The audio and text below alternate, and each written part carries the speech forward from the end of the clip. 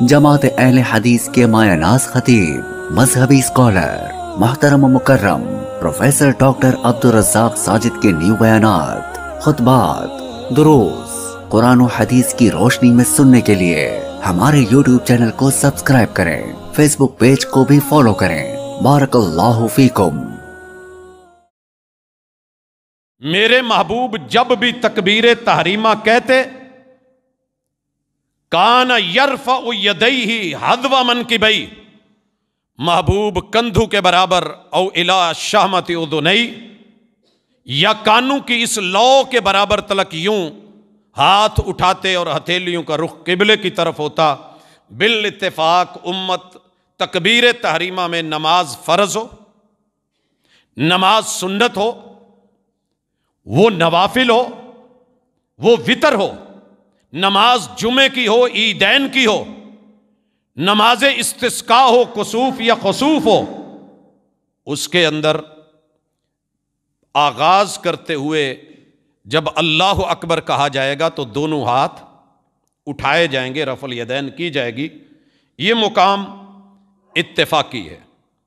اس کے بعد نیکسٹ گزارش اور مقام رکوع کو جاتے ہوئے، رکوع سے اٹھتے ہوئے، یہ وہ مقام ہے جہاں اہل علم میں رفع الیدین میں اختلاف پایا جاتا ہے۔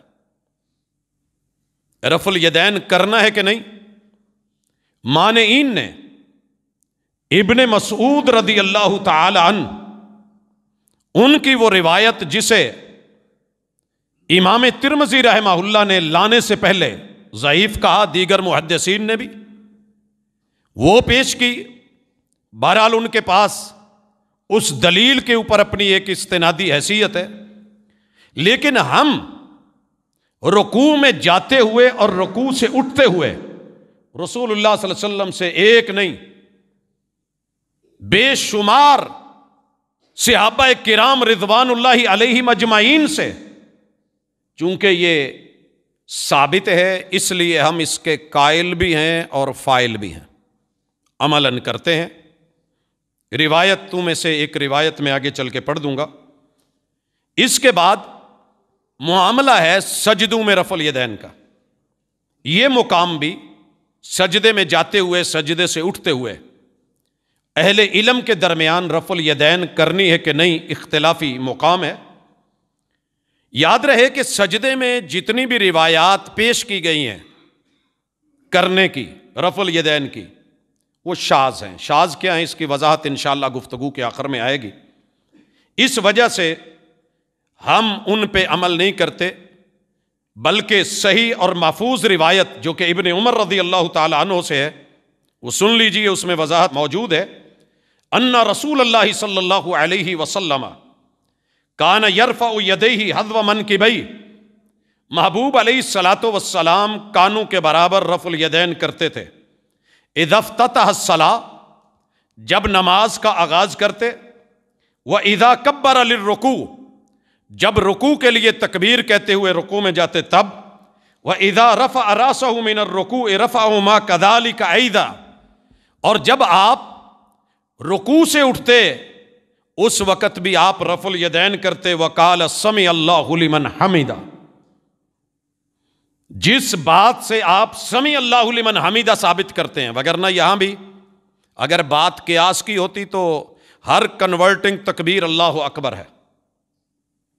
یہ واحد جگہ ہے کہ جہاں پہ محبوب نے اللہ اکبر نہیں کہا، سمع اللہ لمن حمیدہ، اسی صحابی اسی روایت سے ثابت۔ اور پھر آپ نے پڑھا ربنا ولک الحمد، نبی مکرم صلی اللہ علیہ وسلم سے صحیح روایات کے ثابت کہ جب آپ دوسری رکعت سے وَإِذَا قَامَ مِنَ الرَّكْعَةِ الثَّانِيَةِ، دوسری رکعت سے اٹھتے تو تب بھی۔ اور ابن عمر فرماتے ہیں وَكَانَ لَا يَفْعَلُ ذَلِكَ فِي السُّجُودِ، میرے محبوب سجدوں کے اندر یہ رفع الیدین نہیں فرماتے تھے۔ صحیح ترین، محفوظ ترین اور شاذ کے مد مقابل اس وجہ سے ہم اسے نہیں کرتے۔ وَكَانَ لَا يَفْعَلُ ذَلِكَ فِي السُّجُودِ، صحیح البخاری میں حدیث 735 اور 738، صحیح مسلم کے اندر حدیث 390، اور یہ نفی سجدوں میں رفع الیدین کی سیدنا ابو الموسیٰ الاشعری سے بھی ثابت ہے، جیسے کہ امام دارقطنی نے سنن کے اندر حدیث 1111 میں اسے ذکر کیا ہے۔ نیکسٹ، 2 رکعتوں سے اٹھتے ہوئے رفع الیدین بھی اختلافی مسئلہ ہے۔ اماکن سمجھ آ رہے ہیں؟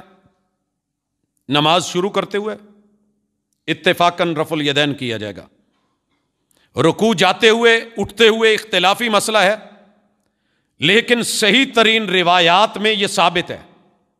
سجدے میں جاتے ہوئے بھی اختلافی مسئلہ ہے اور سجدے سے اٹھتے ہوئے، لیکن شاذ ہونے کی وجہ سے اس پہ عمل نہیں کیا جائے گا۔